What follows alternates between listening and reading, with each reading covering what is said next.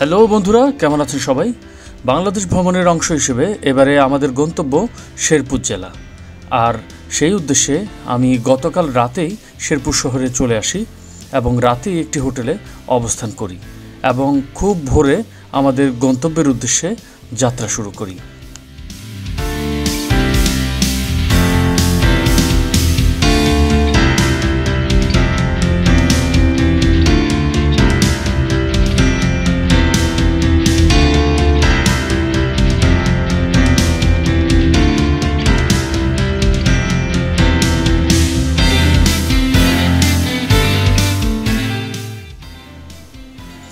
আর এখন আমি অবস্থান করছি শাপলার মোড়ে।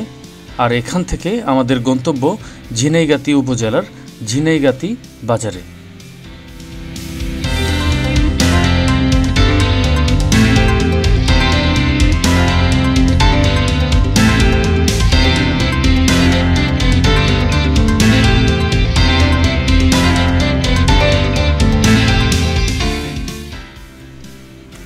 বন্ধুরা, দেখতে পাচ্ছেন প্রচণ্ড শীতে আমরা ছুটে চলেছি আমাদের গন্তব্যে। আর চারপাশে শীত প্রচণ্ডভাবে জেঁকে বসেছে। আর এরই মধ্যে আমরা ভ্রমণে বের হয়েছি, যেখানে কুয়াশার মধ্যে ভ্রমণের জন্য ছুটে চলা এই যে এক অন্যরকম অনুভূতি।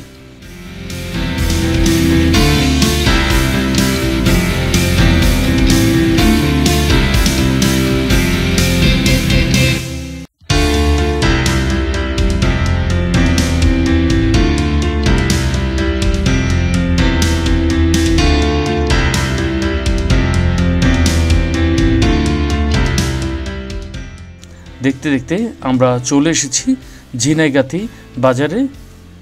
এবার ঝিনাইগাতি বাজার থেকে আমাদের গন্তব্য রাংটিয়া, আর রাংটিয়া থেকে আমরা চলে যাব মধুটিলা ইকো পার্কে।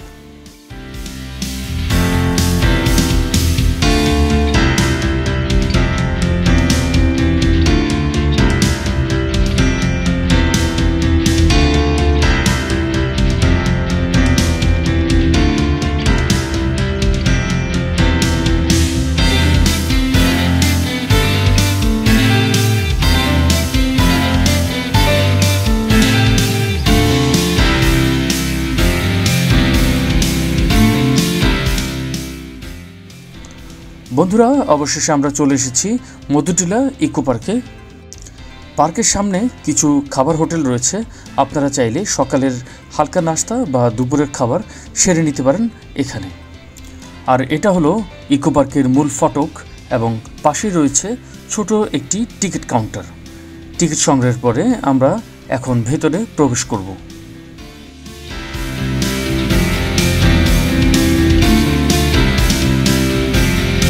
বন্ধুরা, এখন আমরা রয়েছি বাংলাদেশের শেরপুর জেলার নালিতাবাড়ী উপজেলার একটি জনপ্রিয় পর্যটন কেন্দ্র মধুটিলা ইকো পার্কে, যেটা মেঘালয়ের প্রায় কোল ঘেঁষে অবস্থিত।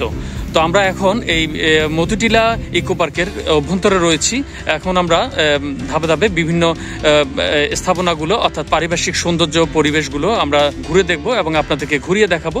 তো পুরো পর্ব জুড়ে আমাদের সাথে থাকার জন্য আপনাদেরকে আমন্ত্রণ জানাচ্ছি।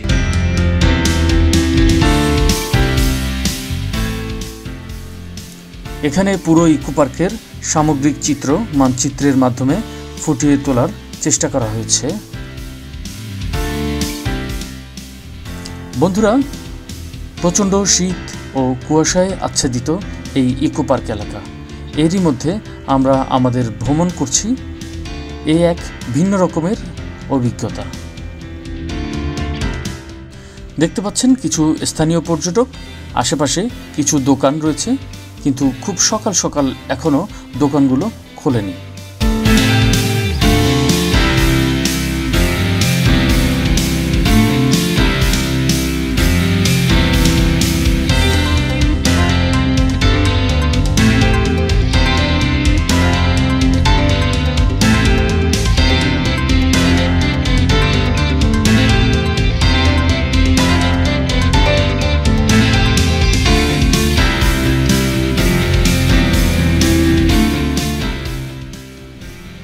দেখতে পাচ্ছেন একটি হাতির মুরাল।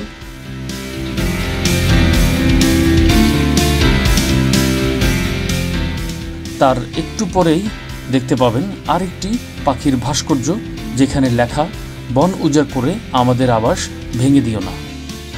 চলার পথে এমন অনেক ভাস্কর্য আপনারা দেখতে পাবেন।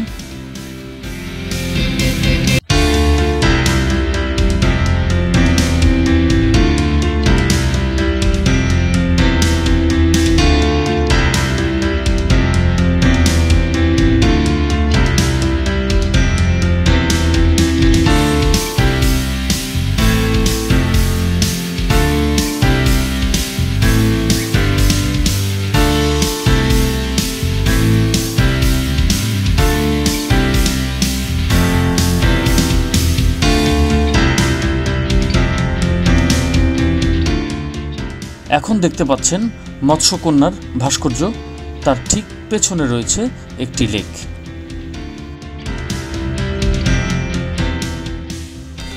মৎস্যকন্যার ভাস্কর্যের অপর প্রান্তে রয়েছে একটি ছোট চিড়িয়াখানা। আপনারা চাইলে এখানে কিছুটা সময় কাটাতে পারেন। খানিকটা সামনে এগোনোর পর আপনারা দেখতে পাচ্ছেন বাঘের ভাস্কর্য।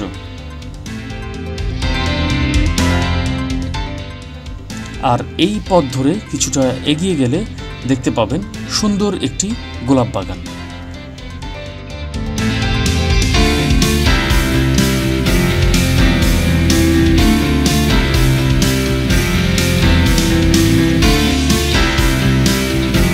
বন্ধুরা, আমার পেছনে যে ভবনটি দেখতে পাচ্ছেন সেটি হলো সরকারিভাবে নির্মিত রেস্ট হাউস, আর তার পাশেই রয়েছে একটি ছোটখাটো গোলাপ বাগান।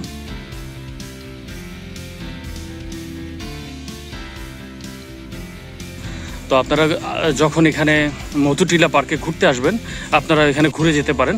আর আপনারা যথাযথ কর্তৃপক্ষের সাথে যোগাযোগ করে চাইলে আপনারা এখানে অবস্থান করার জন্য এই রেস্ট হাউসে আপনারা ব্যবস্থা করে নিতে পারেন। গোলাপ বাগান ও রেস্ট হাউস ভ্রমণের পরেই আপনারা দেখতে পাবেন বিশাল দুটি সিঁড়ি। প্রথম পর্যায়ে এই সিঁড়ি দিয়ে আপনাদেরকে নিচে নেমে আসতে হবে।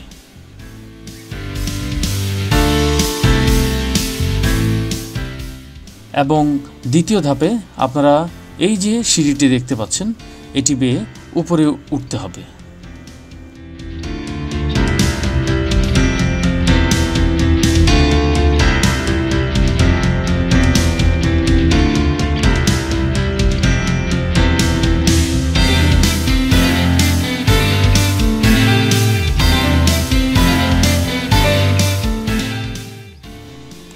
ইতিমধ্যে আমি ভিডিওতে দেখানো সিঁড়ি ব্যবহার করে উপরে চলে এসেছি।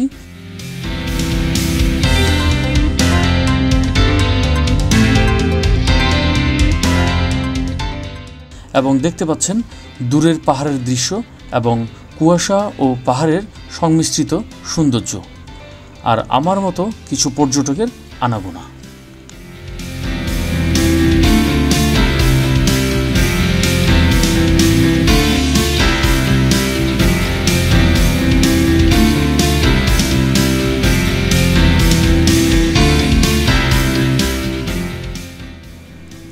যাই হোক, আবার সেই সিঁড়ি বেয়ে আমি নিচে ফিরে আসছি। কি বিশাল এক সিঁড়ি, যা অভাবনীয়।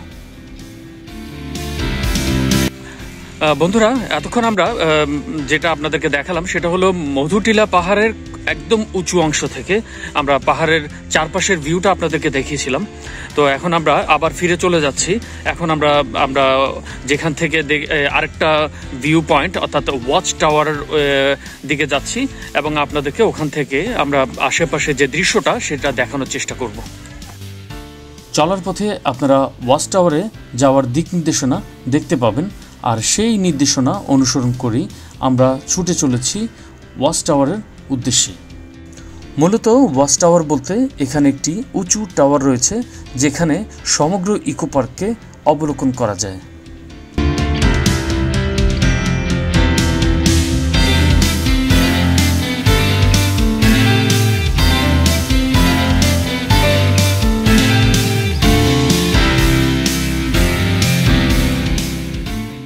আর বন্ধুরা, এটাই হলো সেই কাঙ্ক্ষিত ওয়াচ টাওয়ার।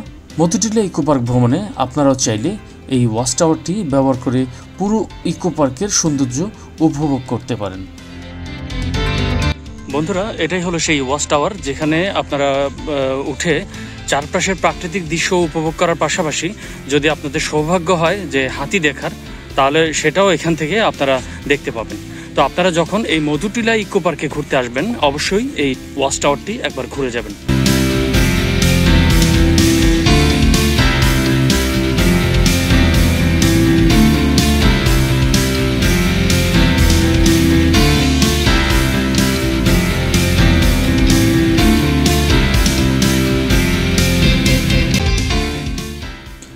বন্ধুরা, দেখতে দেখতে আমাদের মধুটিলা ইকো পার্ক ভ্রমণ প্রায় শেষ। অতএব আজকের মতো আমাদের ভ্রমণ এখানেই সমাপ্ত করতে হচ্ছে। খুব শীঘ্রই নতুন কোনো পর্ব ও স্থান নিয়ে আপনাদের সামনে হাজির হওয়ার আশাবাদ ব্যক্ত করে আজকের মতো বিদায় নিচ্ছি।